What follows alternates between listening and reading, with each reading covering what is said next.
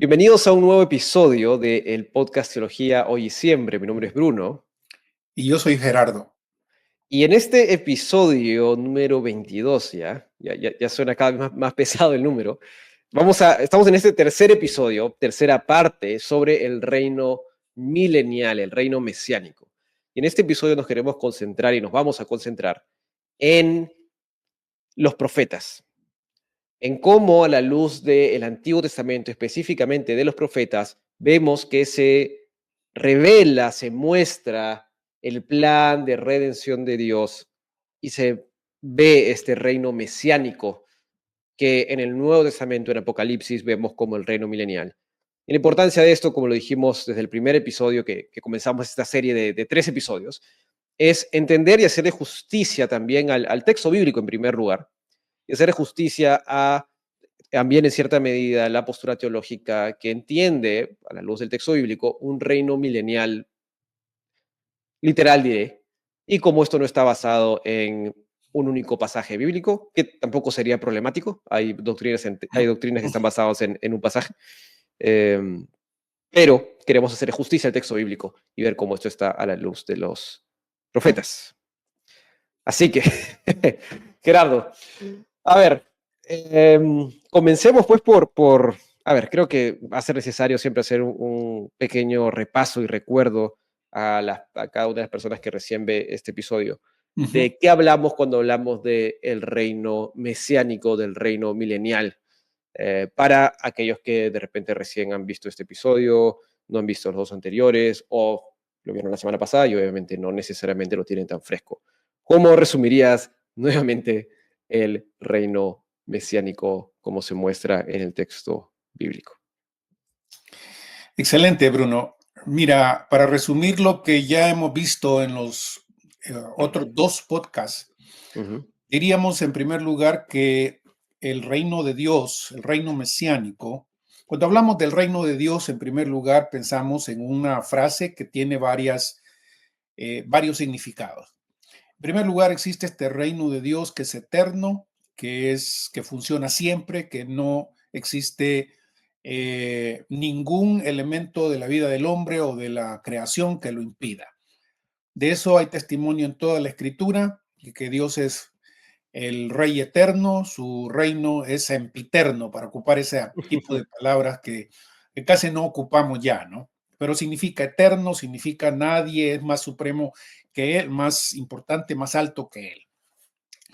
Por el otro lado, existe la evidencia desde que el mero inicio de la creación, Dios quiere establecer un reino en la tierra a través de un mediador. Dios quiere que el ser humano en general funcione como un mediador de su reinado. ¿Por qué es así? Vaya usted a preguntarle al Señor, vaya usted a preguntarle a Dios, porque si bien es cierto, nosotros miramos eso, también nos preguntamos, ¿por qué no Dios simplemente actúa de manera directa? Y recordamos que a Dios, de acuerdo con el dato bíblico, parece gustarle compartir sus obras. Así, los ángeles mismos, por ejemplo, funcionan muchas veces como sus mensajeros, llevando un mensaje que bien podría haber él dado de manera directa. Otras veces lo ha hecho de manera directa el Señor. Pero bien, desde el principio, como ya hemos dicho, al crear al ser humano, a Adán y a Eva, Dios los coloca en el jardín del Edén y les entrega una autoridad para que sean soberanos, para que señoreen sobre la tierra, para que cuiden la tierra.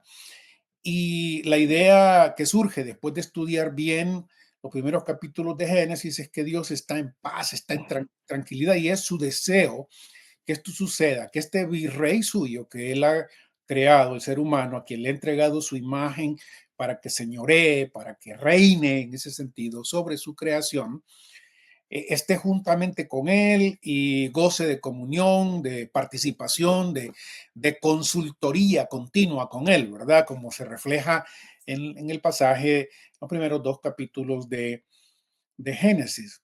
Sin embargo, esta unión fraternal, armoniosa, de trabajo junto entre el Dios, en el Señor, el Rey Supremo y el Rey y el Virrey, se interrumpe por el pecado del ser humano, por la rebeldía del ser humano, y es sacado Adán y Eva de la presencia íntima con el Rey. Pero el Rey absoluto, nuestro Dios, no abandona esa empresa, siempre quiere trabajar hacia eso, y el reino mesiánico, al fin de cuentas, es el ideal al que Dios trabaja desde Génesis, mirando la presencia del pecado, que se establece otra vez sobre la tierra que Él ha creado. Aquí está, este es un elemento importante que debemos recordar. ¿Por qué no simplemente creemos que, bueno, vamos a ser salvos y al ser salvos, pues Dios nos lleva directamente al cielo y ya olvidémonos de esto, ¿no? No, el plan de Dios es evidenciar que en esta tierra que Él ha creado, sus hijos, aquellos que reciben el perdón, la salvación de Él, funcionan como mediadores de su gobierno. Y miramos también en los episodios pasados cómo eso se muestra, se evidencia en los pactos del Antiguo Testamento, con Noé, con Abraham, con Moisés, en donde Dios promete que va a trabajar esto con el ser humano, encarrilándolo a través de una nación, de una familia. Y decíamos, Bruno, ¿te acuerdas? Me imagino que sí, porque si vos no te acordás, aquí hay esperanza de que otro se acuerde, ¿no? Entonces, decíamos que Dios está interesado no solo en el ser humano, está interesado en su creación en general, los animales, las plantas, el mundo, está interesado no solo en el individuo, sino en las familias, en las naciones. Y Ujú. esos ejes transversales en toda la revelación bíblica aparecen continuamente. Dios está trabajando para que haya sobre esta tierra eh, evidencia de su reinado mediado a través de un hombre y una mujer, de un pueblo, de una familia, que evidencie el reinado suyo, su soberanía a través de ellos. Así, en el caso de Noé, se evidencia su particular cuidado no solo de la familia de Noé, sino también de los animales. Para mí hay una cuestión aquí significativa, que Dios está interesado en salvar no solo al ser humano, sino también las especies de los animales, algo que se repite varias veces en otros contextos del Antiguo Testamento y por supuesto también más adelante en el Apocalipsis. Junto con eso, recordás que dijimos que Dios está interesado en ocupar a una de las familias de los tres hijos de Noé. Dios escoge una para que dentro de esa familia se empiece a desarrollar esta otra dimensión en la que no solo la familia en general de Abraham sea ocupada para mediar su voluntad, su presencia a todas las naciones, sino que además de ella se mire el personaje, el rey. ¿No recuerdas que hablamos de estas cuatro Ujú. dimensiones? Hablamos de Dios ocupando estas cuatro avenidas, que es, en primer lugar, la creación, los animales, en segundo lugar, el ser humano como tal, pero también Israel como tal y también las naciones. Dios Mm. está interesado en alcanzar las naciones. Esas cuatro avenidas están presentes en todo el Antiguo Testamento.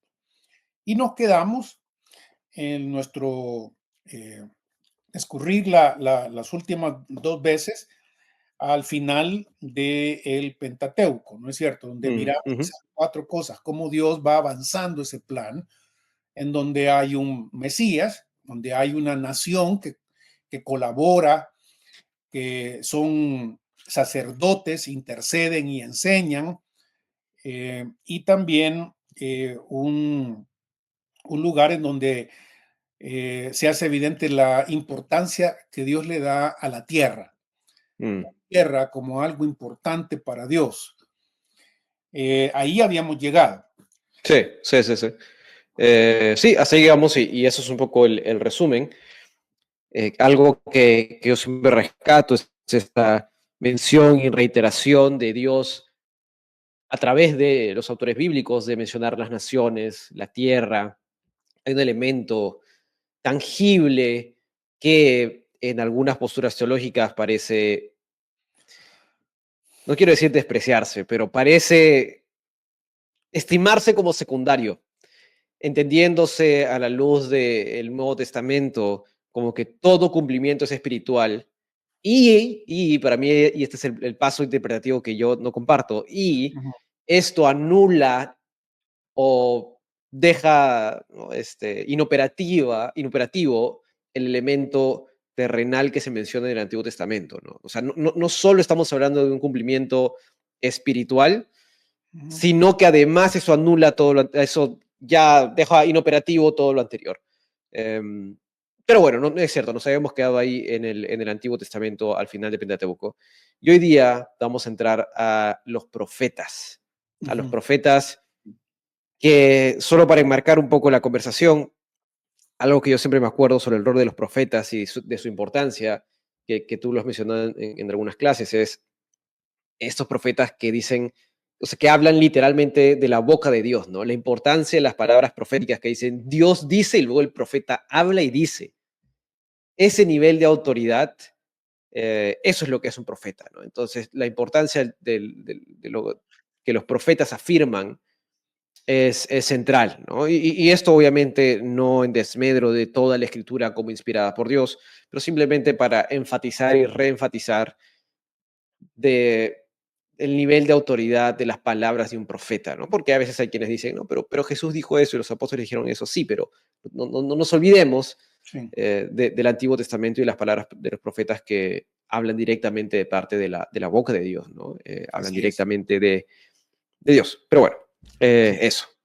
Entonces, ¿a dónde nos vamos con el texto bíblico de los Mira, profetas para iniciar mira, esto? por el tiempo es que hemos hecho este tipo de recorte, diríamos nosotros, de Mm, irnos y comenzar esta vez con los profetas, ¿no? Porque mm, si el lector o el que quiera seguir leyendo con esta perspectiva, todos los que en la Biblia hebrea se conocen como los profetas anteriores, Josué, Jueces, Ruth, primero Samuel, segundo Samuel, primero Reyes, segunda Reyes, Crónicas y todos los demás, y se enfoca a recobrar este elemento que ya hemos mencionado en el Pentateuco, lo van a encontrar fácilmente. Van a encontrar el interés de Dios por su creación, van a encontrar el interés de Dios por la nación de Israel, que es el canal para alcanzar a las otras naciones.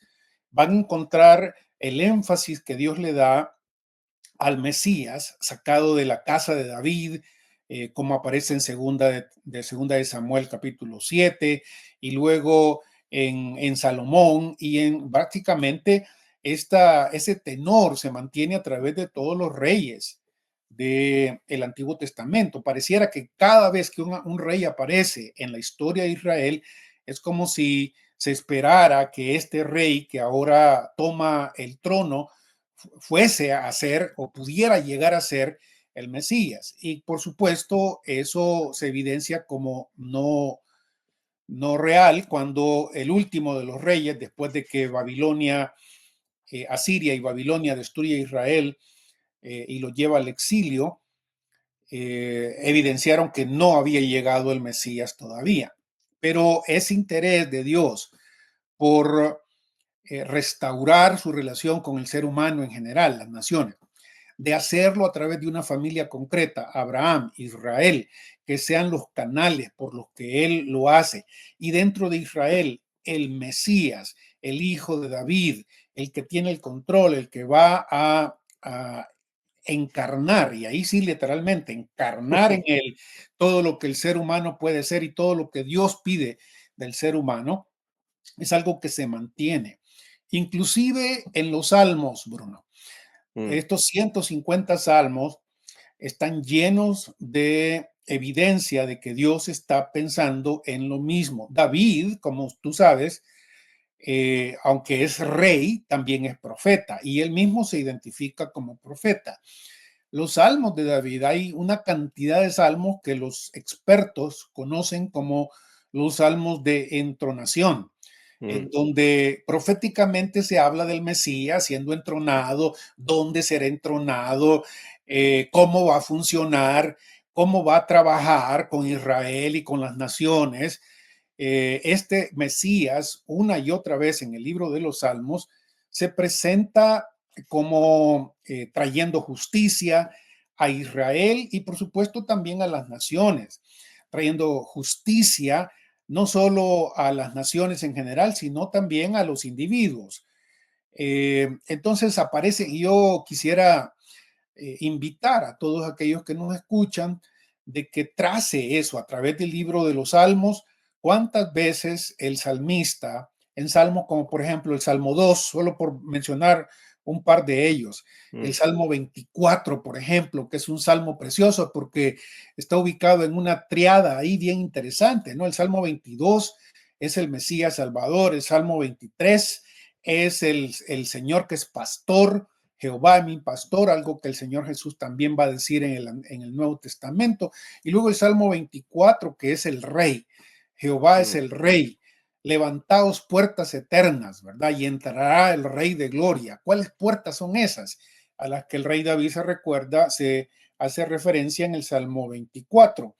Es obviamente una referencia a las puertas de Jerusalén que esperan para que el Mesías, que es Dios al fin de cuentas en la perspectiva de David, es el Hijo de Dios, Dios el Hijo, entra para reinar.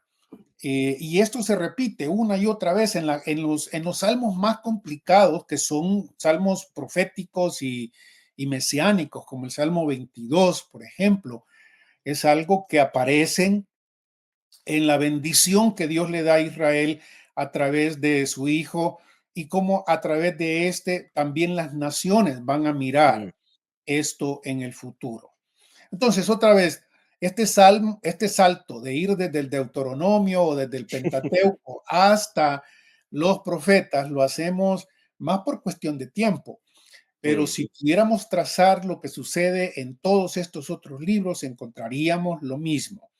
Dios mm, diciendo que va a arreglar la situación entre el ser humano y él a través de un pueblo y dentro del pueblo a través del Mesías, y que este arreglo no es simplemente cuestión del el ultramundo allá donde solo espíritus viven, sino que es mm. aquí, porque él no está interesado solo en los espíritus de los seres humanos. Pero al llegar ahora entonces a los profetas, ¿por dónde querés que empecemos, Anthony? Bueno, creo que Isaías, que era lo que conversamos hace un toque, Isaías es el está por excelencia para estos temas y el que, bueno, no sé, en mi limitado conocimiento bíblico diré que me da la impresión de que es quien trata más estos temas, por sus claras referencias mesiánicas, por los pasajes Ujú. paradigmáticos que tiene sobre este tema, ¿no? Del reino mesiánico. Yo me acuerdo siempre, porque me acuerdo de una clase que mencionabas, ¿no?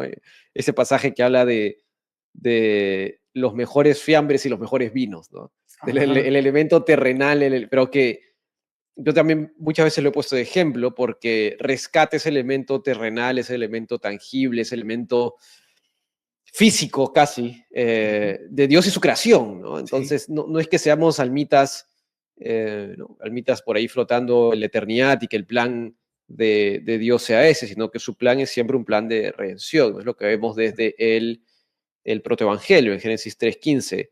Vemos sí, esta revelación progresiva que cada vez nos va dando más luces sobre el plan de redención que tiene Dios a través de los distintos pactos que tenemos en el texto bíblico. Pero esta mención de Isaías que tiene estas, sí, estas profecías tan particulares, ¿no? sí. Creo que Isaías para mí es el punto, de repente, pues, no quiero decir más útil, pero Mm, un punto de partida bastante ejemplar sí, para estas cosas. medular. Ujú, Tienes razón. Y quizás antes de meternos en Isaías y vamos a hacer un ejercicio después de Isaías, como te mencionaba al inicio, ojalá ujú, que podamos hacerlo en el tiempo. Eh, Debo compartir mi convicción después de estudiar los profetas por bastante tiempo, leerlos una vez y otra vez, algo que recomendamos a todos aquellos que nos miran, que nos oyen, porque no estamos interesados al fin de cuentas de convencerlos de nuestra opinión, que puede ser complicada, difícil de entender. No, lea por favor los profetas y dése cuenta de una cosa, por lo menos mi convicción es esta, Bruno. mm, En general, los profetas nos dicen que Israel va a ser disciplinado seriamente por Dios por su falta de obediencia, por su rebeldía, por su idolatría, y ujú, que va a ir al exilio y que Dios lo va a dispersar completamente y lo va a castigar por el no haber sido el objeto o el instrumento que Dios quería que él fuera al atraer a todas las naciones a través de una vida consagrada a Dios, una vida de santidad.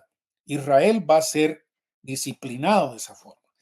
Pero todos los profetas, sin excepción, diría yo, tanto los profetas mayores como los profetas menores, insisten que después de esta dispersión, que se alarga en algunos de ellos, que en algunos de estos, quizás en los profetas mayores, parece tener ese tiempo limitado de 70 años, como Jeremías, como Daniel lo dicen, pero en los demás profetas, no colocando tiempo específico, nos dicen que después de esta dispersión, Dios va a volver a reunir a su pueblo mm, y va a hacer algo importante, un milagro en ellos, para que finalmente este Israel sea el instrumento que él ha buscado. Ese milagro es un milagro de conversión. Es mm, un milagro en el que él va a colocar sus leyes en el corazón de ellos, los va a hacer a convertirse y en ese contexto él promete que otra vez mm, la tierra de Israel va a ser ocupada, la tierra de Israel va a ser habitada por Dios mismo, la casa de Dios va a ser ocupada y aquí hay algo importantísimo que notar, porque aquellos que no creen en esta perspectiva, no miran este asunto, hacen todo tipo de gimnasia exegética, llamaría yo, para evitarlo, mm, porque en los profetas uno encuentra que, si bien es cierto, Dios va a restaurar a su pueblo Israel, a la tierra que Él les ha prometido desde el pacto de Abraham, los mm, va a restaurar una vez más ahí, va a ser esto testimoniado, va a ser esto visto, mm, experimentado por todas las naciones alrededor de Él, alrededor de Israel. Esto es significativo para la idea del milenio, para la mm, idea del reino mesiánico en la tierra, para esa idea que no cabe en aquel marco del que hablábamos la vez pasada, de que solo existe el siglo presente y el siglo venidero. Este siglo del que hablan los profetas es un siglo en donde Dios mora con su pueblo, cumpliendo su promesa con el Mesías y todas las otras naciones, algunas de ellas simplemente no se ajustan, no se quieren ajustar y Dios las trae a que se ajusten. mm, Otras reciben castigo severo por esto, pero muchas de ellas son animadas a que busquen a Dios en el pueblo de Israel otra vez y su Mesías. mm. Esto es importantísimo. Por supuesto, hay que completarlo con varias de las pistas que dan los mismos profetas y con lo que dice el Señor Jesús en el Nuevo Testamento. Mm, Que este reino no será solamente de Israel propiamente, sino del pueblo de Dios, que incluye también a los gentiles que conforman la iglesia. claro, Ese sí. es el marco general que uno encuentra Y, en digo, todos los profetas. y con eso ya te metiste en problemas, digo. Sí. Y con esa afirmación ya te metiste en problemas. Pero sí, y luego de repente quisiera ver un poco de Amós 5, Ujú. eh, que Ahora, habla mira, dijimos que justamente. íbamos a comenzar con Comencemos Isaías. con Isaías, comencemos con Isaías, Isaías. comencemos con Isaías. Mira, leamos en primer lugar unos versículos del capítulo 2 de Isaías. Ujú, Capítulo 2 de Isaías comienza diciendo: lo que vio Isaías, hijo de Amós, tocante a Judá y Jerusalén. Sucederá en días futuros que el monte de la casa de Yahvé será sentado en la cima de los montes y se alzará por encima de las colinas. Confluirán a él todas las naciones y acudirán pueblos numerosos y dirán: vengan, subamos al monte de Yahvé, a la casa del Dios de Jacob, para que él nos enseñe sus caminos y nosotros sigamos sus senderos. Pues de Sión saldrá la ley y de Jerusalén la palabra de Yahvé. Juzgará entre las gentes, será árbitro de pueblos numerosos, forjarán sus espadas, de sus espadas asadones y de sus lanzas podaderas. No levantará espada nación contra nación, ni se ejercitarán más en la guerra. Casa de Jacob, andando y vayamos, caminemos a la luz de Yahvé. Ese es uno de los primeros pasajes de Isaías, en donde Claro. habla precisamente de esto que acabamos de mencionar. Pero eso no Mm, es el único. Hay es varios otros muchísimo. pasajes de Isaías en los que se va penetrando en esta profecía que Isaías dice: en el final de los tiempos, la casa de Israel será sentada y tendrá prioridad sobre todas las otras naciones, la colina, el monte sobre las otras colinas. Y las naciones Mm, vendrán y Dios estará ahí y Dios instruirá a todas las naciones, ¿no? Él parará la guerra porque les dirá que no hay forma de hacer guerra aquí, ¿no? Bien, siendo claro. él el Dios que está allá.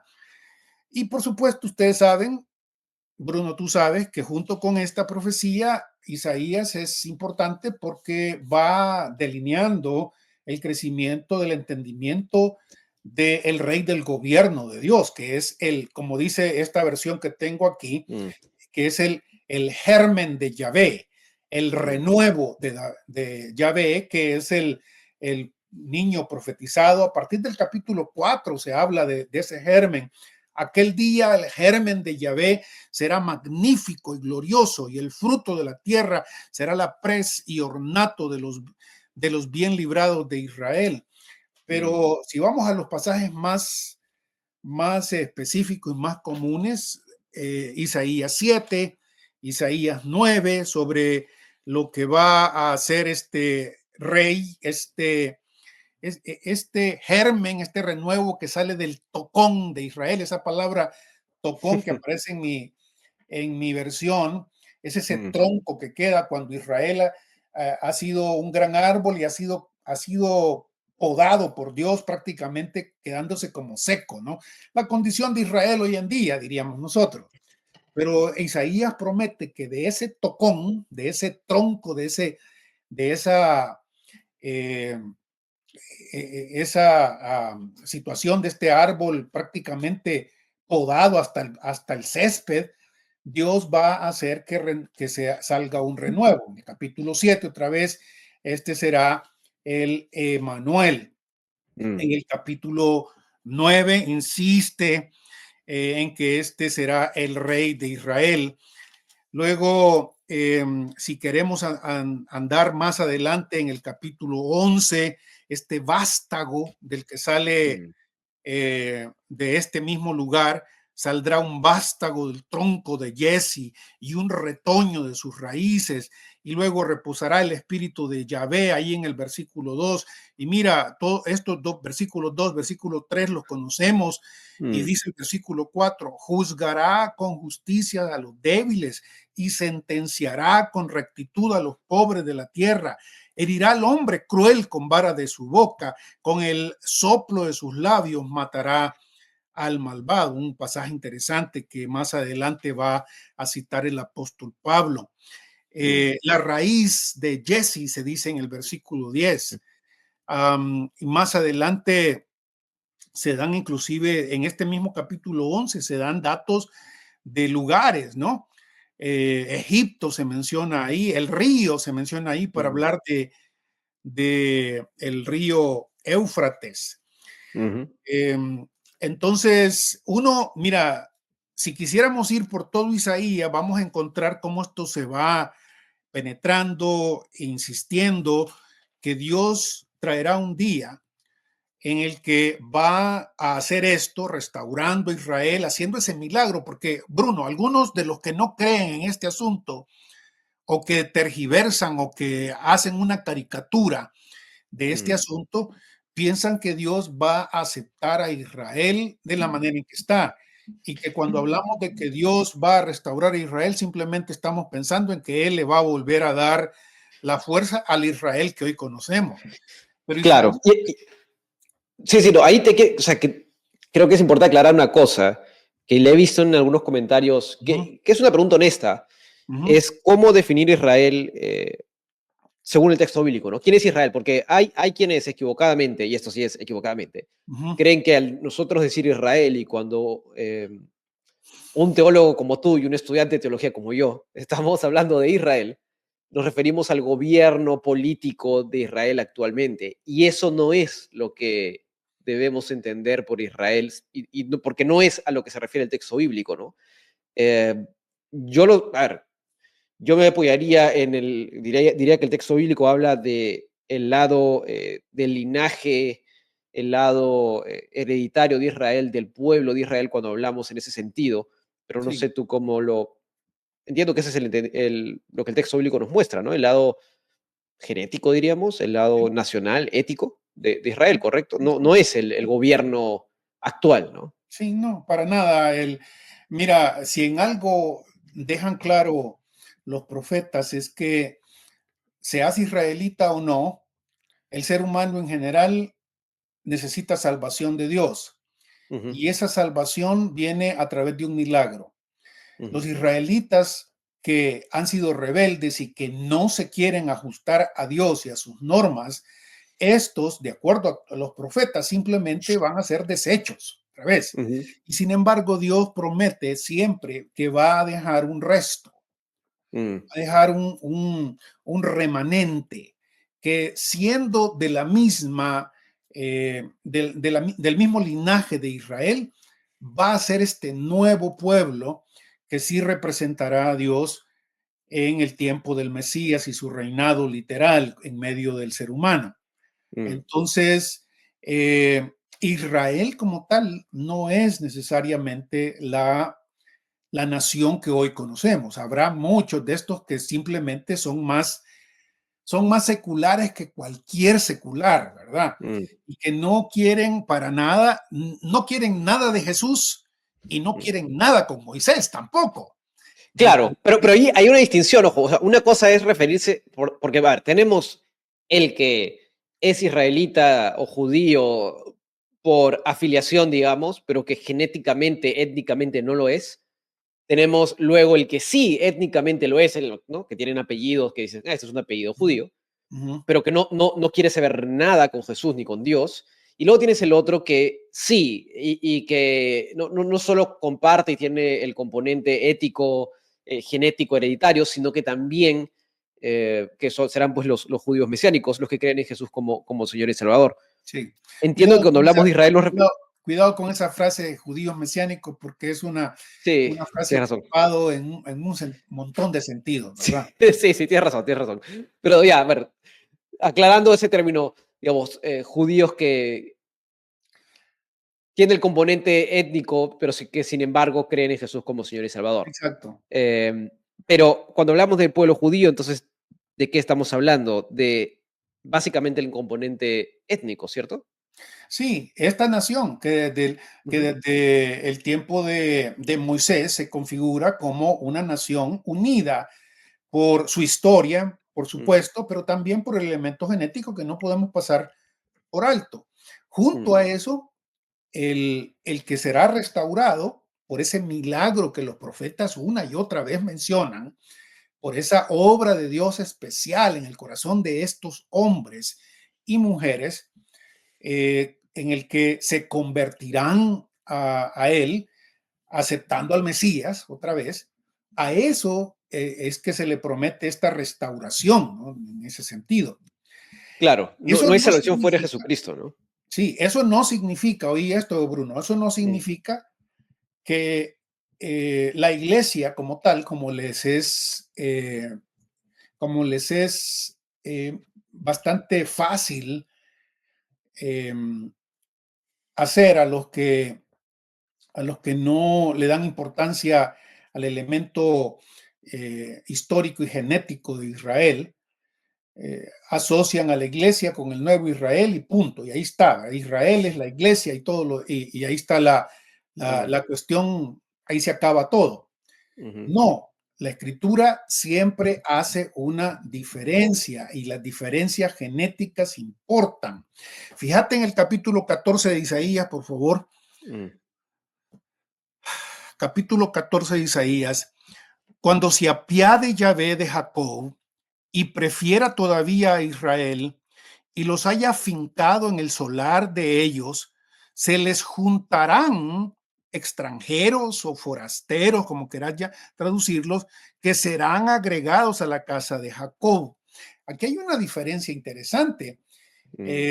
¿Cómo traduce extranjero, verdad? Sí, extranjeros. Extranjeros.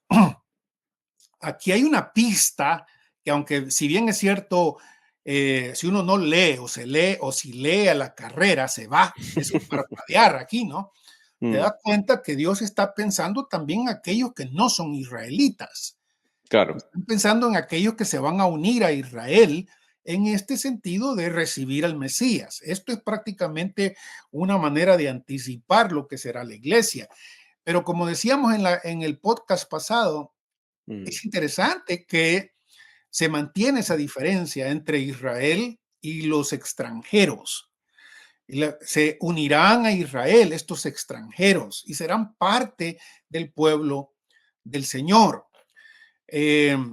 Dominarán a sus tiranos, dice en este capítulo 14, y hará muchas veces el asunto de la justicia a todos los pueblos. Leer ese capítulo 14 es interesante. Dice el versículo 26, por ejemplo, este es el plan tocante a toda la tierra y está la mano extendida sobre todas las naciones del Señor.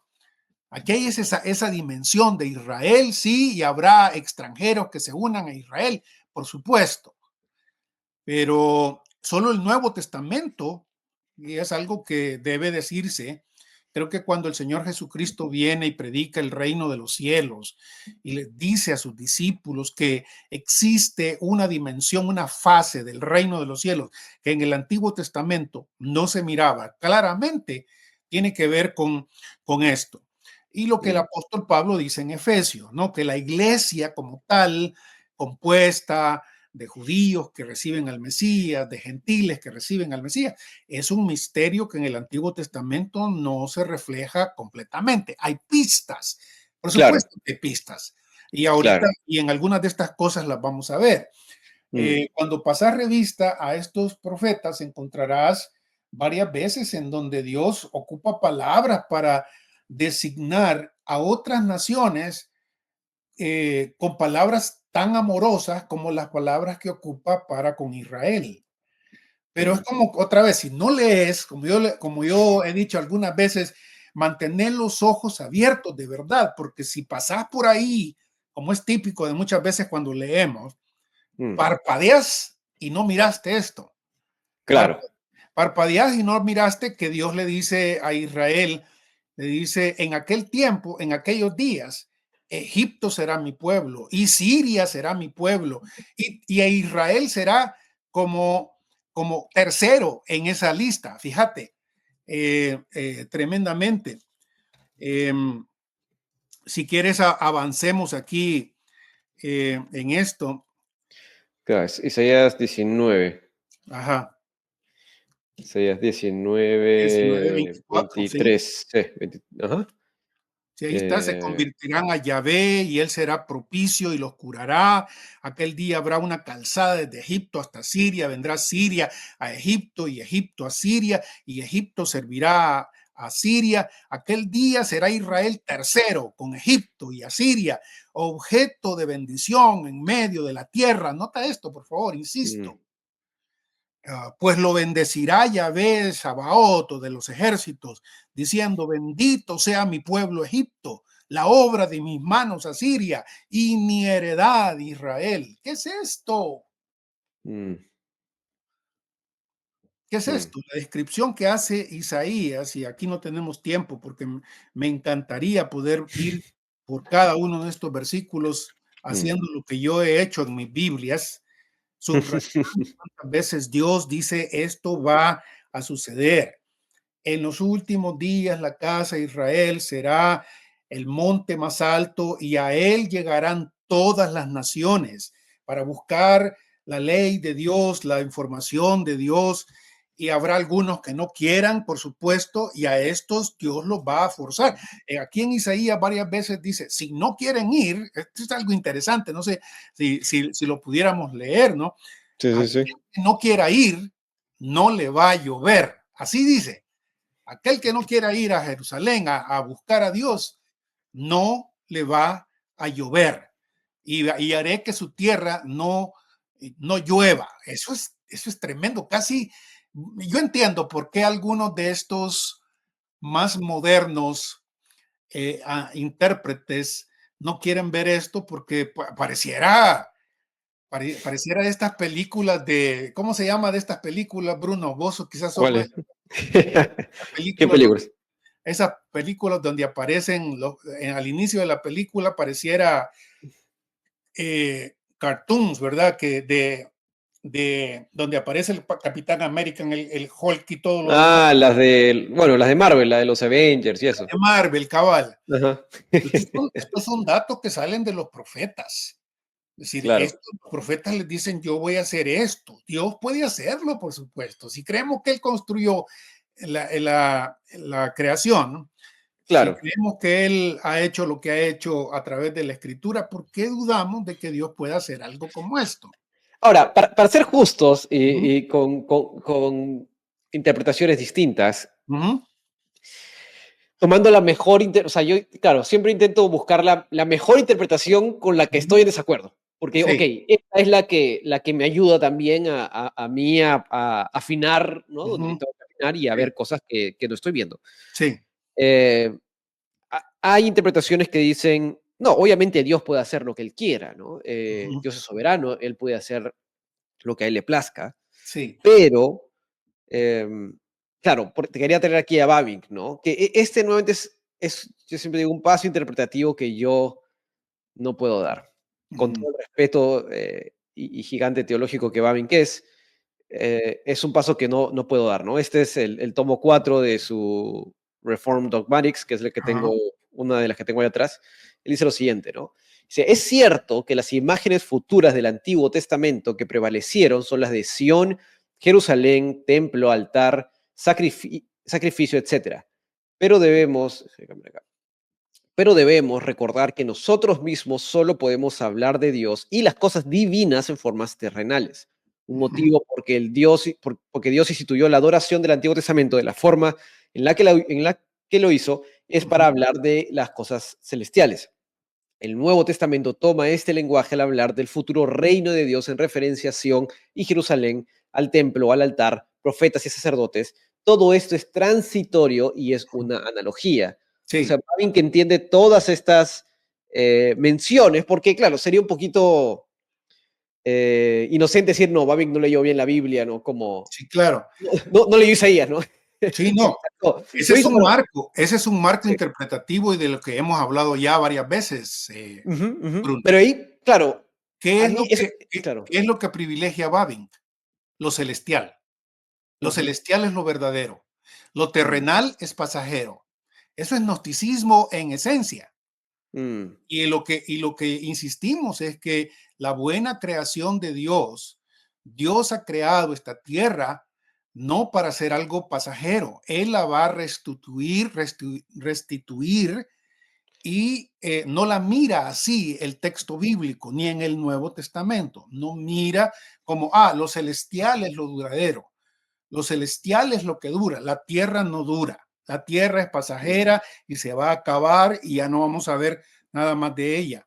Eso no es lo que ni el Antiguo ni el Nuevo Testamento enseñan.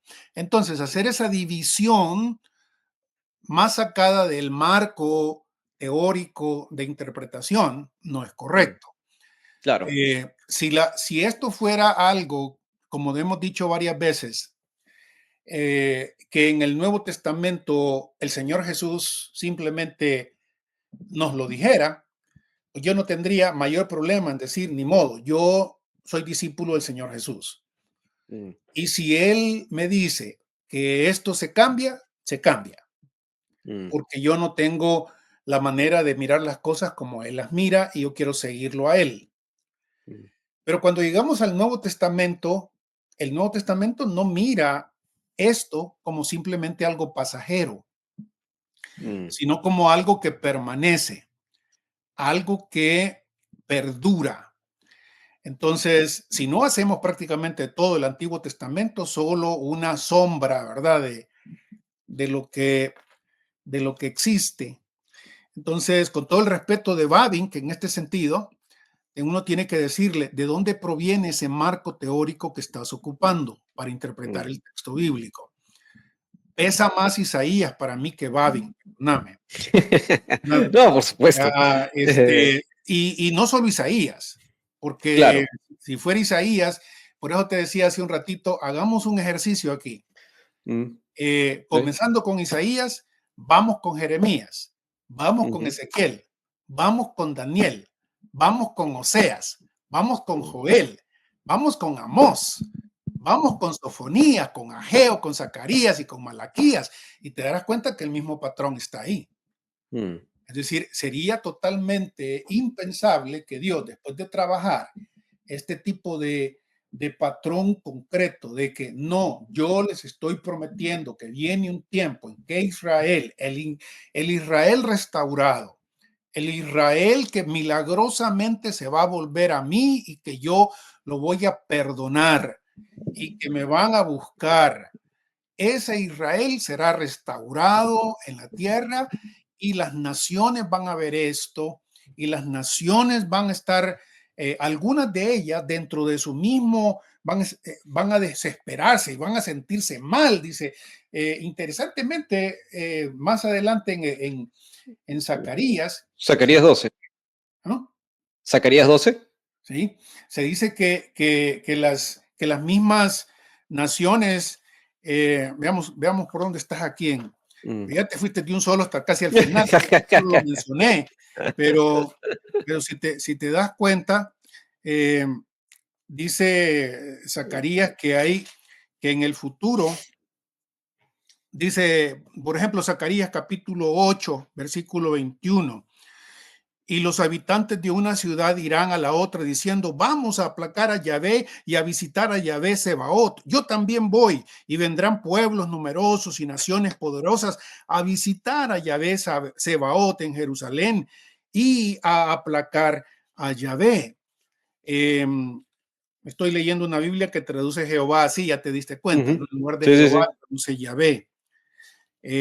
Entonces, dice el capítulo 8 al inicio de Zacarías, mira, así dice Yahvé, volveré a Sión, habitaré en medio de Jerusalén.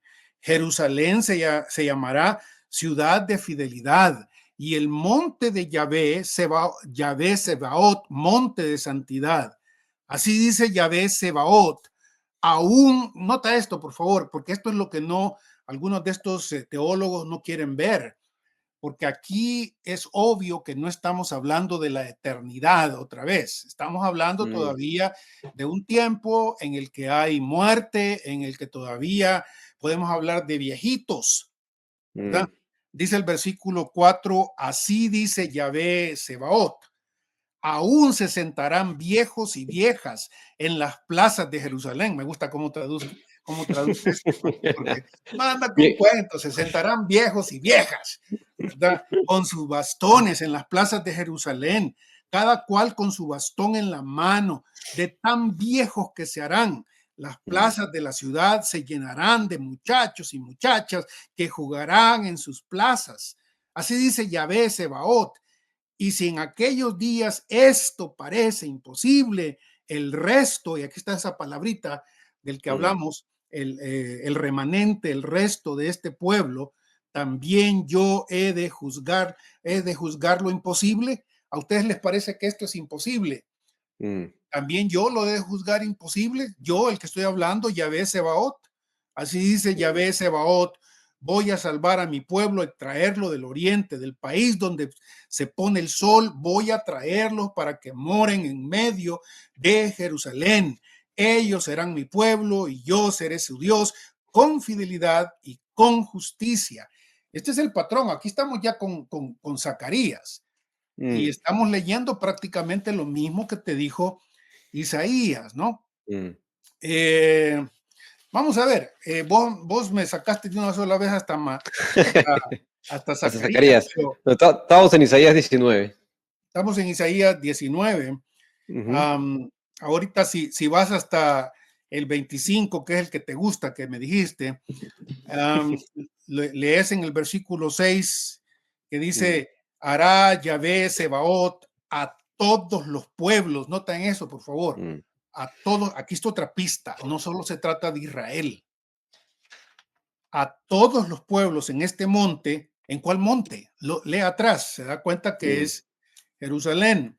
Un convite de manjares frescos, convite de buenos vinos, manjares de tuétano. ¿Qué tipo de cosa es esta? Sino algo material, algo físico, algo de deleite del cuerpo. Claro, para el gnóstico, para el espiritualista, este tipo de cosas solo pueden ser figuras. ¿Me Claro. explico? Mm, Pero aquí está hablando con israelitas que no tenían esta concepción todavía docética, esta gnóstica, de privilegiar el espíritu sobre el cuerpo. El cuerpo es tan bueno como el espíritu. El cuerpo puede ser mancillado por el pecado y lo ha hecho, pero también el espíritu. El cuerpo es redimible, también el espíritu. El ser humano son dos cosas en este sentido, una parte material y una inmaterial. Y Dios le está hablando al ser humano aquí, a los israelitas, profetizándoles y diciéndoles que les va a dar de comer de lo mejor. mm. Aquí en este pasaje, hermano, perdonen, pero se acabaron los vegetarianos, ¿o no? Claro, sí, pues es que en realidad bueno, tú mencionaste algunas palabras, ¿no? Este pensamiento docético, ¿no? Este Ujú, docetismo, ¿no? Que viene de esta herejía antigua de que Jesús es una apariencia, ¿no? ujú. De ser humano, sí. Pero también creo que tenemos esta influencia neoplatónica, ¿no? Sí, Que ha permeado mucho a la iglesia y que, sin duda, el platonismo, ¿no? Y algunos teólogos bueno, algunos teólogos que defienden eh, cierta interpretación clásica del texto bíblico ven en el platonismo una forma de defender el cristianismo contra las corrientes posmodernas, lo que puede ser en cierta medida cierto y tiene cierto mérito, pero, claro, el texto bíblico es claro tener estos elementos tangibles, ¿no? Y creo que lo comenté en algún podcast pasado, ujú, esta idea de que, no me acuerdo, me lo dijo un profesor de acá también, de DTS, ujú. de que el cuerpo humano no es inherentemente pecaminoso, ¿no? Y a veces No, creo que nuestra, el- la enseñanza del pecado que se enfatiza bastante, y como debe hacerse, ¿no? Que sí, está bien, de nuestras tendencias pecaminosas, hace que atemos directamente y rápidamente el mundo y la carne. Carne es pecado, ¿no? Cada vez que se menciona carne en la Biblia, carne es pecado. Cada vez sí, que se menciona cuerpo, y citamos a Pablo, ¿no? Que Pablo sí, en ocasiones usa la carne como esta lucha interna, la carne pecaminosa contra el espíritu. Y citábamos pasajes del Nuevo Texto, del Nuevo Testamento, que está muy bien, pero hay que recordar que el ser humano, y esto es un poco de antropología bíblica, el ser humano no es inherentemente pecador, ¿no? Fue creado por Dios y fue creado bueno. El cuerpo fue creado bueno para la gloria de Dios. claro. El cuerpo para Pero el Señor, ¿no? exacto, Pablo lo dice en Corintios, ¿no? No es justamente para nuestros placeres, sino para la gloria de Dios.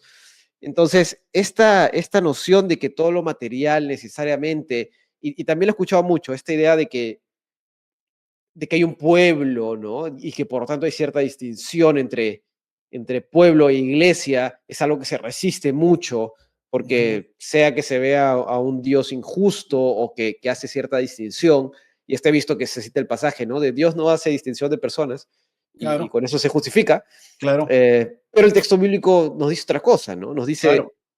sí, la iglesia es el conjunto de todos los creyentes, pero al mismo tiempo hay un elemento terrenal, ético, nacional, de Israel, que al mismo tiempo tiene una función para todas las naciones, ¿no? Como lo hemos Claro, visto. Entonces, claro, pero ahí está la complejidad, ¿no? Que creo que a veces no quiero decir que no nos gusta, pero que a veces no nos hemos detenido a hacerla, ¿no? No nos ok, hemos detenido a reflexionar en ella y al final, como tú dices, y es una actitud que yo también intento mantener, no tengo ningún interés de convencer a nadie, ¿no? sí, O sea, si comparte mi postura o no, a mí no me hace ningún favor, ¿no?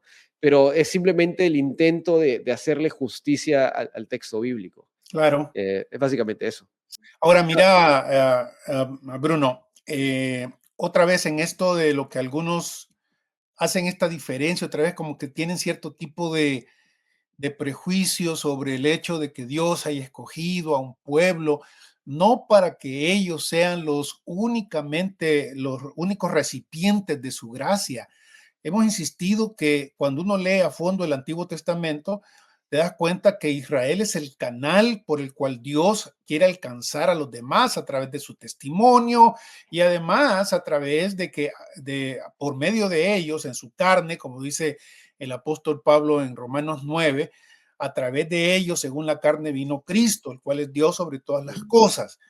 Esa tendencia que creo que es bien pecaminosa también, ¿no? De no querer Mm, decir que Dios puede ocupar a un pueblo así, no con el propósito de simplemente bendecirlos a ellos mientras desprecia a los demás.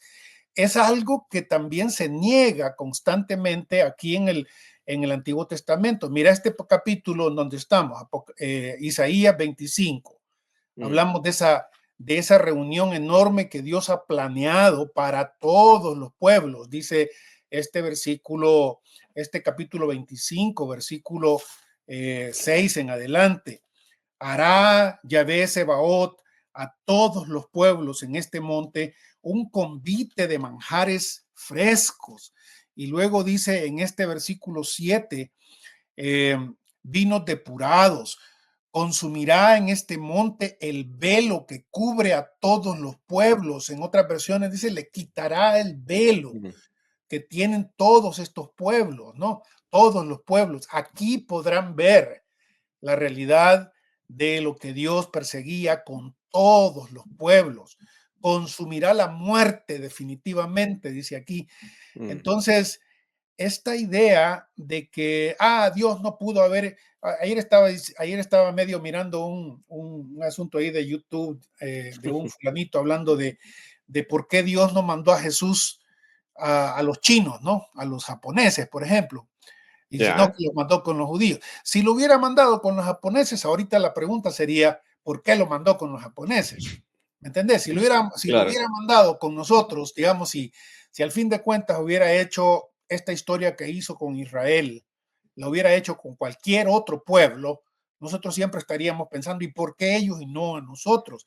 Y no claro. nos damos cuenta de algo que es central en la enseñanza también sobre el papel que juega Israel, la enseñanza bíblica. Israel es bendecido por Dios porque Él le ha permitido ser canal de las bendiciones a todos los otros pueblos. Pero al mismo tiempo, y eso es algo que casi siempre se pasa por alto, al mismo tiempo que Israel es receptáculo de las bendiciones de Dios, también es aquel que ejemplifica la severidad de Dios con el ser humano, cuando Mm, éste, por más que lo bendice, lo desobedece.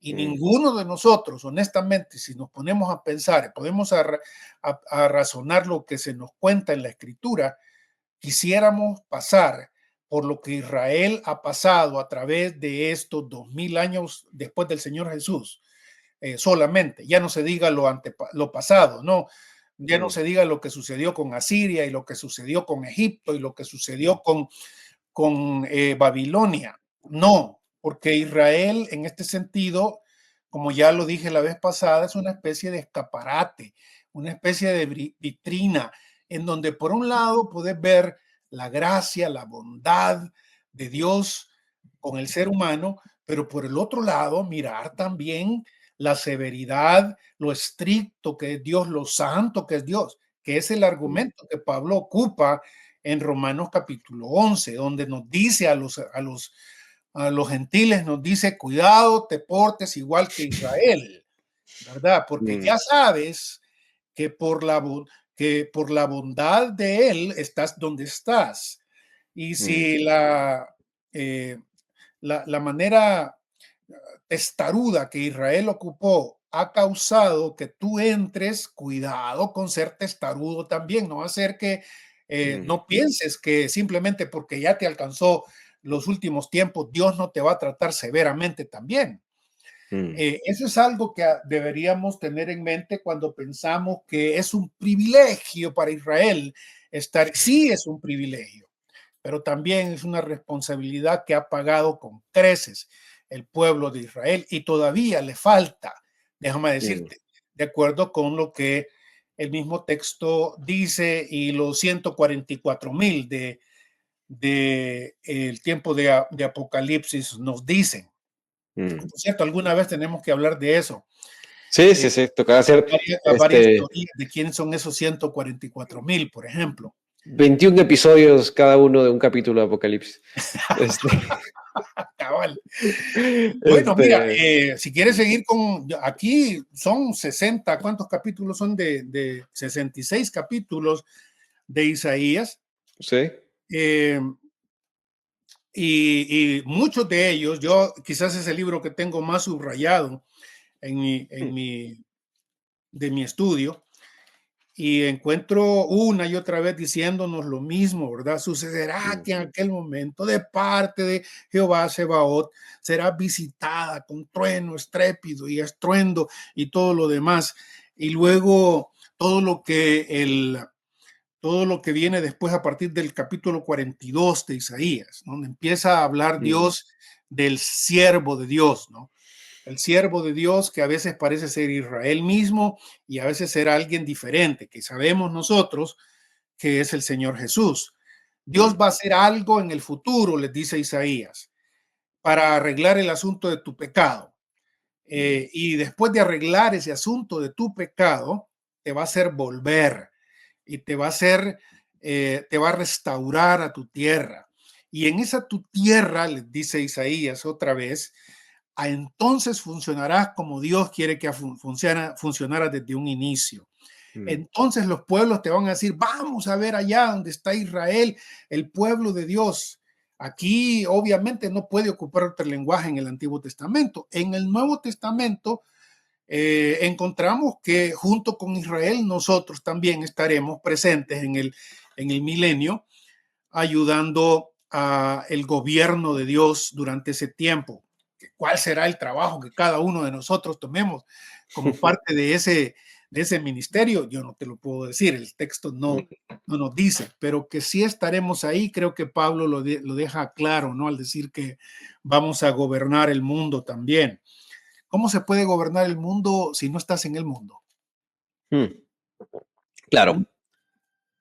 no sé. Bueno, mira, Eh, aquí otra vez yo lo más que puedo hacer por cuestión del tiempo es pedirle a la gente que lea detenidamente cada uno de estos pasajes de Isaías eh, y cómo Dios les promete varias veces, repetidas veces, tus ojos contemplarán al rey en su belleza, verán una tierra dilatada. Estoy leyendo el capítulo 33, mm, ¿verdad? En el versículo 17.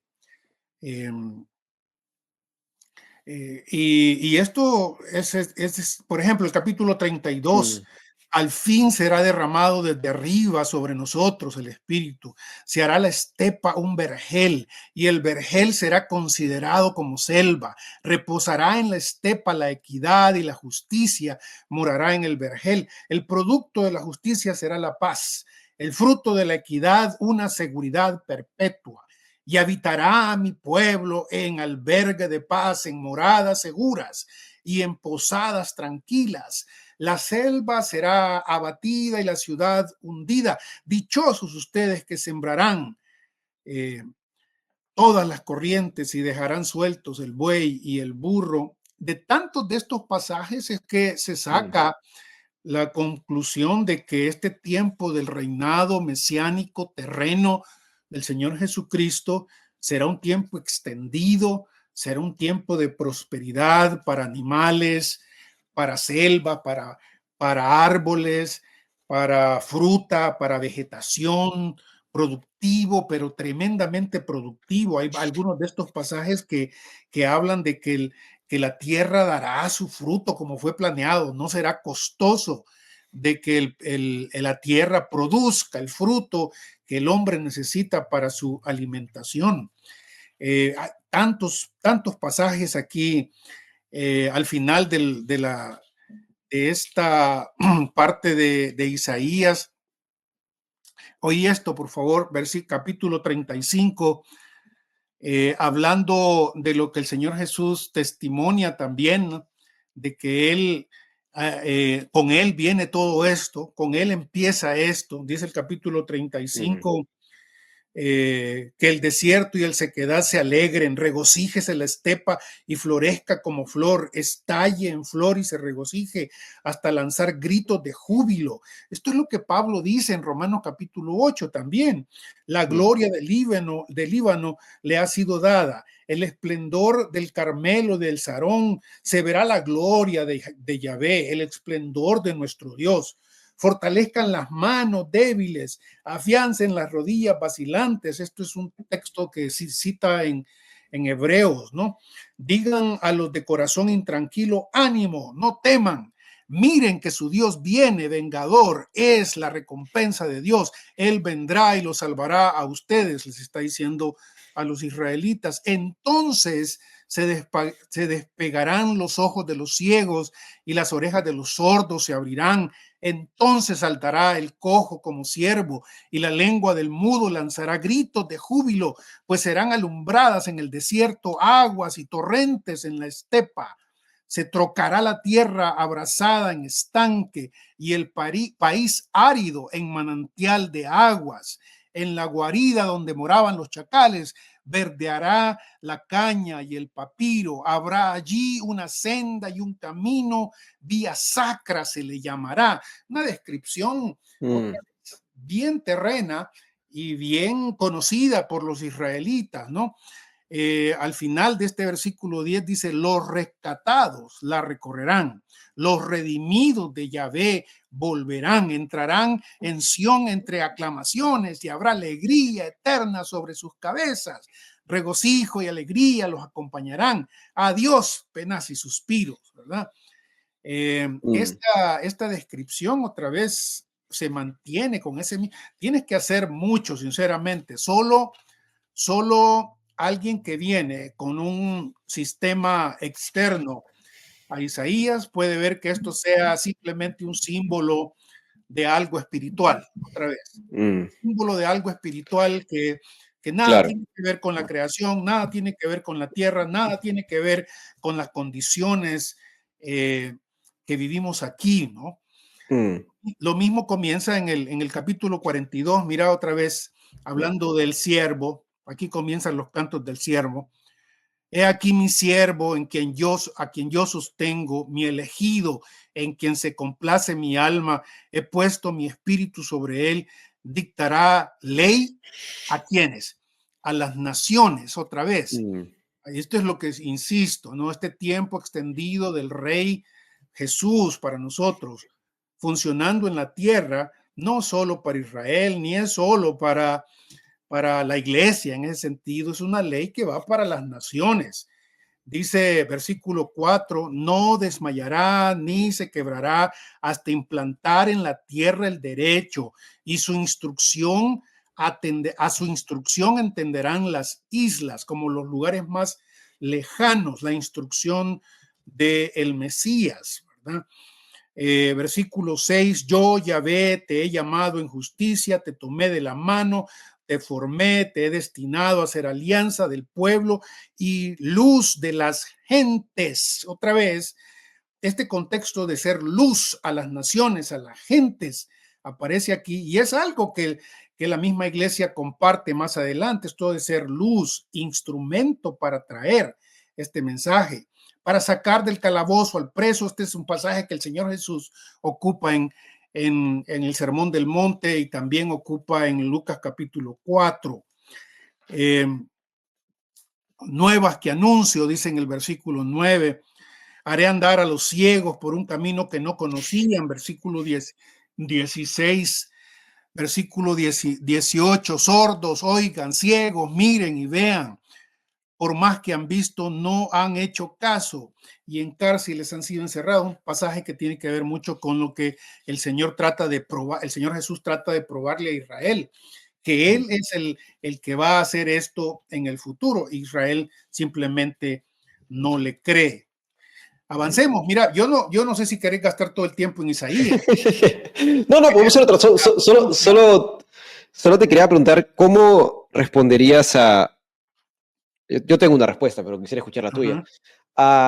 He escuchado muchas veces esta idea de cuando se habla del remanente, se está refiriendo justamente a la iglesia. Se está refiriendo no a israelitas, como siempre lo hay, que no creen a lo largo de todo el Antiguo Testamento, y el remanente se refiere justamente a los que sí creen, sino a quienes dicen, el remanente se refiere a la iglesia. Ese es un conjunto de personas, de gentiles y de todas las naciones, que es el que sí cree. Sí. ¿Cómo tú responderías a esa interpretación de esto? Porque pueden leer esto y decir, bien, perfecto, pero es la iglesia, ¿no? Es que en primer lugar, alguien que afirma algo así, él tiene, como se dice en inglés, ¿no? El peso de la carga está en él. Probame que eso es lo que dice la Escritura, que el remanente son los gentiles. La carga y la prueba. Cuando todo el Antiguo Testamento llama a esto retoño, remanente, para hablar de aquellos remanente, porque son aquellos que de verdad han quedado del pueblo que se volvió infiel, ¿no es cierto? De aquellos que, como en el tiempo de Elías, Dios le dice, ¿vos crees que todo el mundo se volvió a Baal? Y Dios le dice, no, yo me he guardado un remanente, yo me he guardado un grupo que ha sido fiel. Esta es nuestra respuesta, pero aquel que me quiere probar que el remanente es la iglesia como tal, él tiene la fuerza para el peso de la fuerza. ¿Cómo se dice otra vez? La carga y la prueba. La carga de la prueba para probarme que eso sea así, ¿no? Y entonces, en el Antiguo Testamento, el remanente es ese grupo de gente que se ha vuelto al mensaje de Dios, ha respondido positivamente a la exhortación de no seguir pecando y confiar en el que el Señor va a resolver este asunto en el futuro. Es este pueblo, mira, los profetas también de varias maneras hablan de que Dios dentro del mismo Israel se ha guardado un pueblo humilde, un pueblo, incluso ocupa la palabra pobre, que dentro de ellos Dios ha guardado y Él los conoce propiamente, este grupo que dentro del pueblo de Israel, este grupo de gente que a pesar de todo se mantiene fiel. A esto se le llama el remanente, ¿no? Claro. ¿Qué es lo que se dice en Romanos 9, ¿no? Cuando Pablo habla de no todos los que descienden de Israel son israelitas, ni por ser descendientes de Abraham son todos hijos. Hay gente que toma este pasaje para decir, ahí está, todo lo de Israel puede ser iglesia. Digo, sigue leyendo ese capítulo 11, donde Pablo claramente dice, no, las promesas hechas y los pactos hechos con Abraham, con David, que son pactos incondicionales, pactos donde Dios dice, yo voy a hacer esto unilateralmente, yo Jehová, yo Dios, de forma unilateral, eso es irrevocable, ¿no? Sí, claro. Pero he visto que hay quienes toman esto y dicen, ahí está, ¿no? Y de repente de un corte ya no, dicen, no, ahí está, y todo pasa a ser la iglesia, ¿no? Así es. Pero, Es okay. ahí justamente, miren, en Isaías 49, en el versículo 13 y 14, aclamen cielos y exulta tierra, prorrumpan los montes en gritos de alegría. Este elemento a través de lo material, de lo... ¿Cómo, sinceramente, con todo el respeto, Babin, cómo puedes ver esto solo símbolo? Aclamen mm, cielos y exulta tierra, prorrumpan los montes en gritos de alegría, pues Yahvé ha consolado a su pueblo y de sus pobres se ha compadecido. Es ese grupo que te digo, esos pobres que no necesariamente son pobres solo financieramente, económicamente. El pobre del que va a hablar el Señor Jesucristo en las famosas bienaventuranzas es este espíritu de pobre que ha manifestado constantemente su dependencia de Dios, su necesidad de Dios, que no está contento con lo que está sucediendo en el mundo y que se quiere mantener fiel a Dios, aun cuando el mundo a su alrededor lo tiente para que obtenga la riqueza material de otra forma, ¿no? mm, Entonces Dios le dice, yo no te olvido, yo estoy contigo y yo voy a responderte todos aquellos que son mis pobres. Otra vez en, en Sofonías se ocupa expresamente ese término de que Dios se ha guardado un pueblo humilde mm. y pobre. Así lo dice Sofonías directamente, ¿no? Dentro de este montón de gente, de israelitas que no van a hacerle caso a, a Dios Mm, y sus profecías. En el 52, qué hermosos son los montes, los pies del mensajero que anuncia la paz, que trae buenas nuevas, que anuncia salvación, que dice a Sión, ya reina tu Dios. Este asunto de viene un tiempo en el que Dios va a reinar desde Sión, ¿no es cierto? mm. Eh, Más adelante, hay mucho aquí, tengo que ir escogiendo con... Eh, Y lo interesante es que nunca le despega Dios a Israel el hecho de que muchos de ellos simplemente no van a oírle.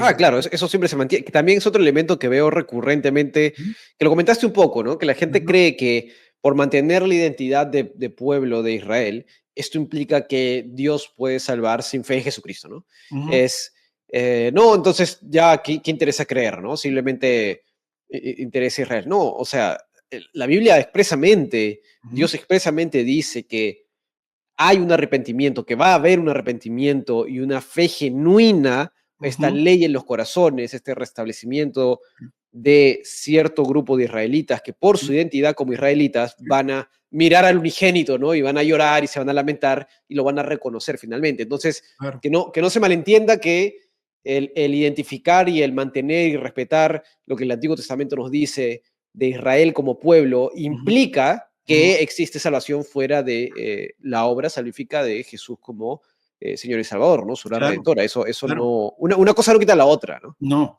Y mira el capítulo 59 de Isaías, versículo 4, donde se insiste otra vez, no hay nadie quien clame con justicia, ni quien juzgue con lealtad. Se confía en la nada y hablan falsedad, conciben malicia y dan a luz iniquidad. Dios está consciente de que Mm, una gran cantidad de los mismos israelitas son así, pero al mm, final del capítulo, dice el versículo 15, al final, lo vio Yahvé y pareció mal a sus ojos que no hubiera derecho, vio que no había nadie y se maravilló de que no hubiera intercesor.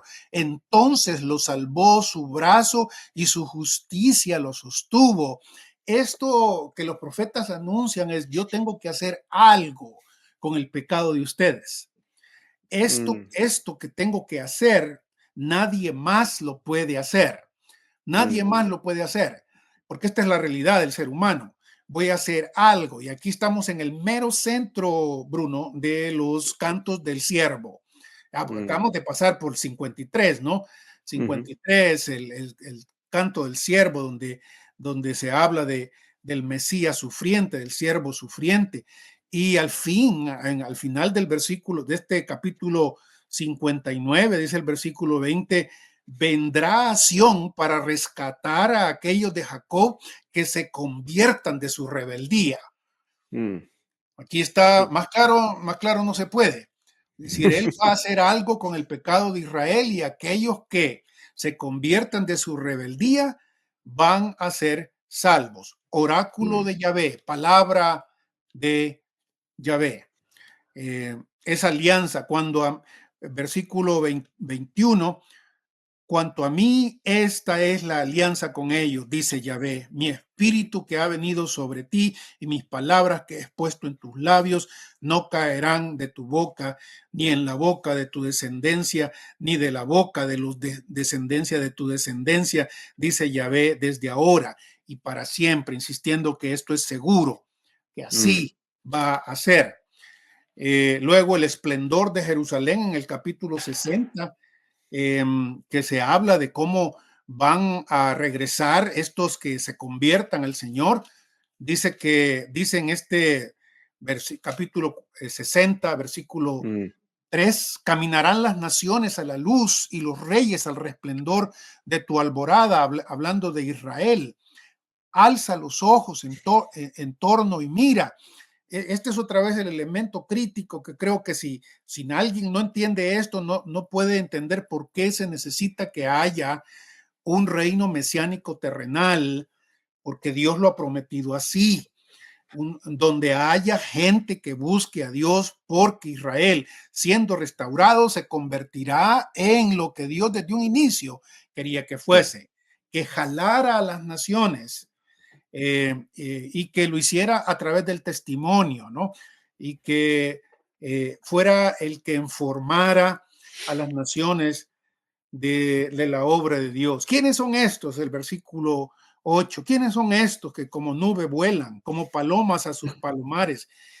Hay una cosa aquí interesante, Bruno, que no tenemos tiempo porque esto es de harina de otro costal.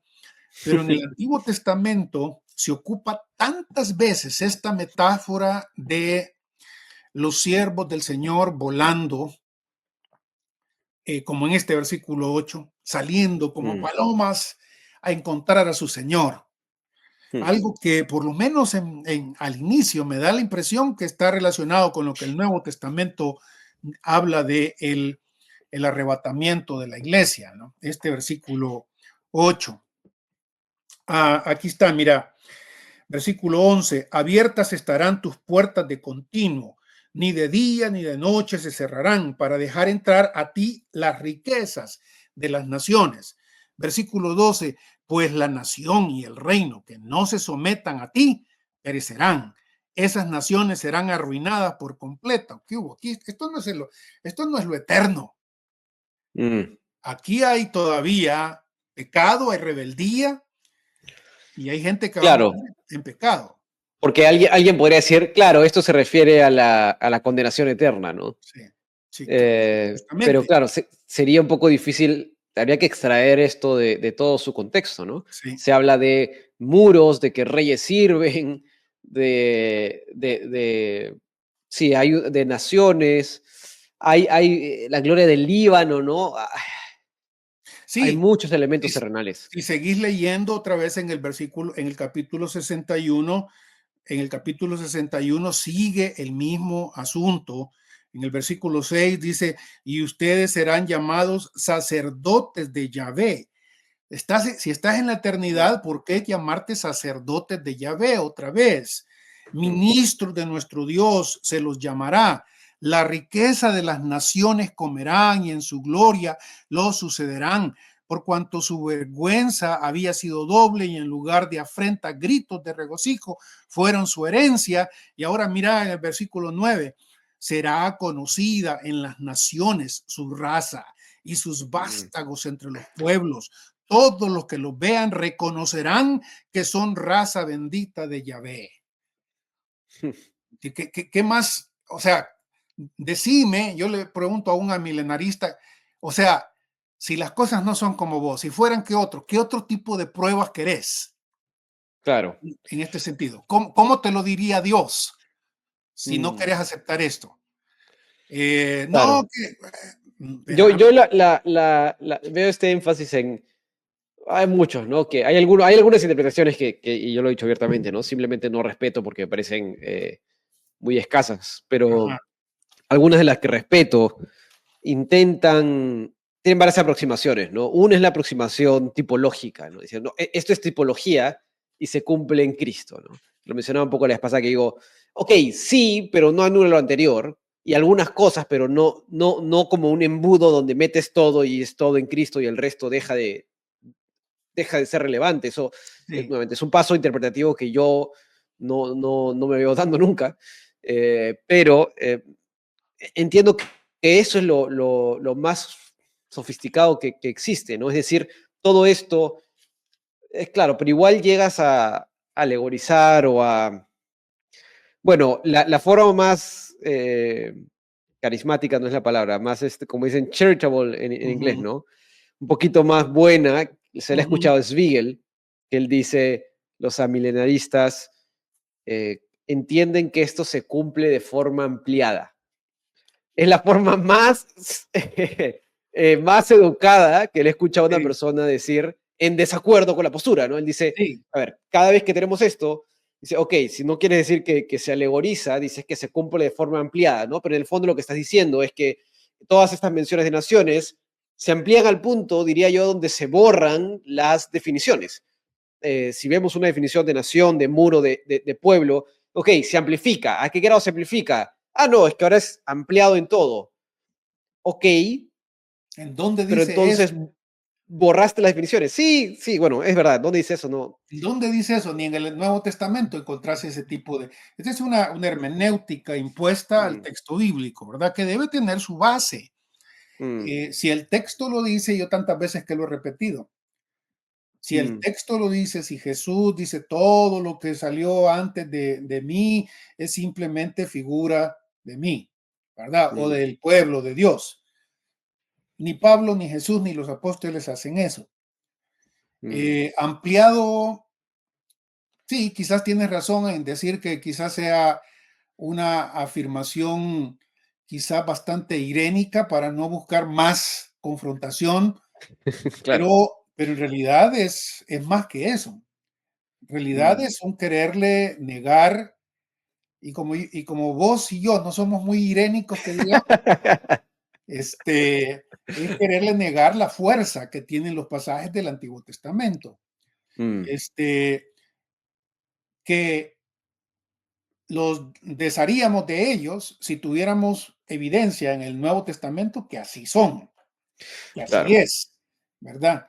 Que tan fácil le hubiera seguido al Señor Jesús decir, miren, miren, olvídense de eso, hombre, ustedes como que no han entendido, ¿verdad? Mm, Esta pregunta del Señor Jesús después de ser, de resucitar, ¿no? Los mm, discípulos en el Señor, vas a restaurar el reino a Israel ya, porque están pensando en Isaías, están pensando claro. en los profetas. Y Jesús Mm. les dice, no, espérense, a ustedes no les toca el cuándo. No es el tiempo. Entonces, no era la oportunidad justa para decirles a los discípulos y a los apóstoles ahí, no, pero ustedes, yo que perdí, por el Señor Jesús algunas veces llega casi a ese punto de Claro, decirles, claro. no, pero yo he estado perdiendo el tiempo con ustedes y 3 años y más aquí y no me han entendido que eso ya no va a suceder así, que tenemos que aprender a vivir de otra forma porque esto es espiritual. No, el Señor Jesús no hace eso. ¿Será que él no lo hizo por otra razón? Pero el texto no nos dice nada de eso. Al Claro, claro. contrario, al contrario, lo que ya hemos dicho y como casi ya el tiempo se nos va, ¿va? Ya se nos fue prácticamente. Mira, es interesantísimo. Mm, Mi invitación otra vez para aquellos que nos miran es, no tenemos tiempo para ir con ustedes sobre todos los profetas, solo en Isaías nos quedamos, pero si ustedes hacen lo mismo con Jeremías, se van a dar cuenta de lo mismo y con todos los profetas eh, menores. En Ezequiel también, por ejemplo, aparece. Algunos creen que porque en Ezequiel 40, por ejemplo, se menciona un templo y que ahí se mencionan sacrificios, mm, que eso otra vez simplemente es un símbolo y que por eso todo lo demás debe tomarse como un símbolo. mm. Alguna vez tenemos que regresar a esto, Sí. Bruno, Sí, porque hay porque quienes piensan que también que necesariamente una postura de interpretación literal implica literalista, ¿no? Que va a haber un templo con sacrificios animales de nuevo. sí, No nada que ver, necesariamente. nada que ver. Yo creo que no implica Sí, yo eso. también creo que no. Y no estoy con aquellos únicamente que creo que van a existir sacrificios memoriales, como dicen algunos, ¿no? En el milenio. Yo creo que la interpretación de Ezequiel 40 tiene otras avenidas que aparecen en el texto y que a veces las hemos pasado de vista porque les imponemos ese sistema teológico. En la milenial, no, esto es símbolo de la iglesia, la perfección de la iglesia, ¿no? En sus medidas perfectas y todo lo demás. No. Y el otro, no, es que tiene que ser en el milenio que sucede esto. ¿En dónde en Ezequiel 40 aparece? Más bien, cuando usted lee en Ezequiel 40, se dará cuenta que el propósito de esa sección, según dice Ezequiel, es otro completamente. Y claro, no tengo tiempo ahorita para entrar en eso, pero meternos en eso, lo que digo otra vez es que lees Ezequiel y te vas a dar cuenta que el mismo patrón está ahí. Inclusive se dice que Dios le va a dar a Israel otra vez la tierra de manera justa y se la va a repartir de manera justa otra vez. Si vas con Daniel, otra vez encontrás en Daniel capítulo 2, Daniel capítulo 7, Daniel capítulo 9, en donde Dios habla de que viene un tiempo en el que el reino, el Dios Altísimo, va a truncar todos los gobiernos humanos y que va a establecer un reino en el que van a reinar los hijos de Dios, el hijo del hombre, ¿no? El capítulo 9, y que va a haber resurrección y que va a haber, y a esto iba, porque, ok, yo voy con todos los profetas menores y encuentro el mismo patrón. Y luego encuentro en el Nuevo Testamento muchas pruebas de que Jesús, nuestro Señor, y los discípulos creían esto y que no hablaron tanto de esto porque era algo que lo conocían y lo sabían y que el mismo Señor les dijo, dejen de preocuparse por eso tanto ahorita, ustedes evangelicen, ¿verdad? Porque ya saben que viene. Y sin embargo, Bruno, cuando lees, si no lo has hecho, te voy a invitar a que lo hagas y también a aquellos que nos escuchan que lo hagan, que lean a profundidad a los padres apostólicos. Los padres apostólicos son los discípulos, ellos mismos se nombran así, los discípulos de los apóstoles. Estos que vivieron en su mayoría en la primera parte del siglo segundo. Todos ellos, la gran mayoría de ellos, y ahí está Clemente de Roma, está la carta de Bernabé, está, por supuesto, la Didaché, la última parte de la Didaché, por ejemplo, habla de este reino que viene. Papías, que fue otro que con Policarpo escucharon a Juan hablar sobre en Éfeso, lo más seguro, lo escucharon hablar, aparte de lo que tenía de sus epístolas y del Apocalipsis, escucharon hablar del reino milenial, ¿no? Y a Ireneo, que está al final del siglo segundo, que se nutre de Papías y de Policarpo, y que insisten en que este reino terrenal es parte de las promesas de Dios y que tiene que cumplirse. Claro, ellos incluyen ciertos datos que uno no los encuentra en la escritura, por supuesto, y no es que debemos creer todo lo que los padres apostólicos dicen, por supuesto que no, Claro, pero sí te da una buena idea de que esto no es invención. claro, no es ¿Cómo? una novedad, ¿no? Sí, solo es, fíjate que esto es interesante porque lees a Ireneo y junto con Papías, de donde que fue un pastor también de Éfeso, pastor de Hierápolis, dicen, ¿no? Una ciudad cerca.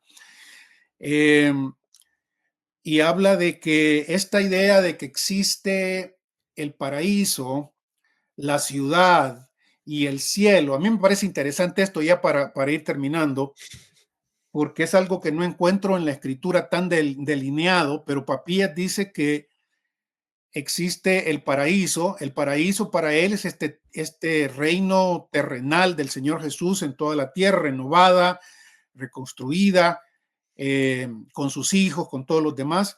Pero él dice que los creyentes se van a dividir en tres tipos de grupos. Los que estén en el paraíso, que es esta tierra renovada, así como Edén era renovada, era ahí, los que vivan ahí, los que viven en la ciudad, la Nueva Jerusalén, dentro de la Nueva Jerusalén, y los que viven en el cielo. Eso llamó mi atención porque en el sistema dispensacionalista de hace casi 100 años, había unos que también pensaban que algunos creyentes iban a vivir toda la eternidad en la tierra y otros en el cielo. Interesante que en el segundo siglo, en la primera mitad del segundo siglo, había un tal Papías hablando de esa posibilidad. Ireneo la reporta, ¿no? Esto es lo que creía.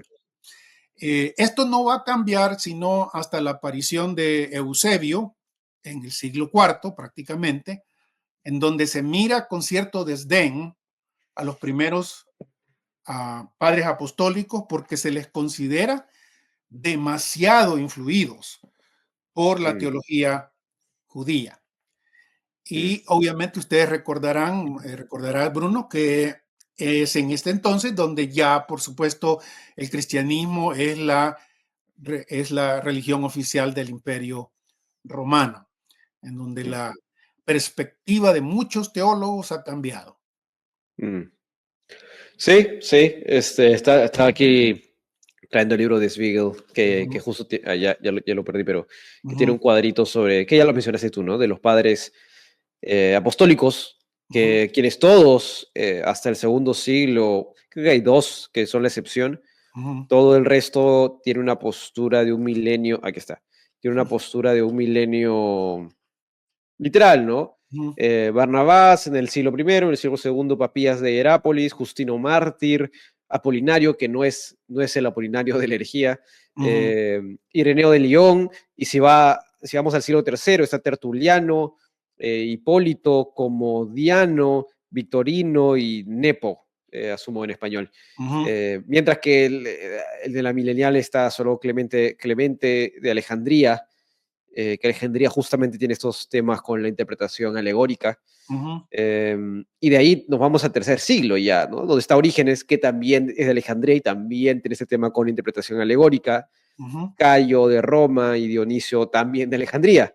Entonces, simplemente esto, obviamente los padres de la iglesia no son autoritativos, ¿no? Pero vemos esta interpretación interesante de respetar, diría yo, de mantener, si quieren una palabra más neutra, de mantener la interpretación literal y literaria del texto bíblico, ¿no? Sí. No literalista, pero sí literal y literaria. Es lo que el texto bíblico nos está comunicando, lo que nos está diciendo.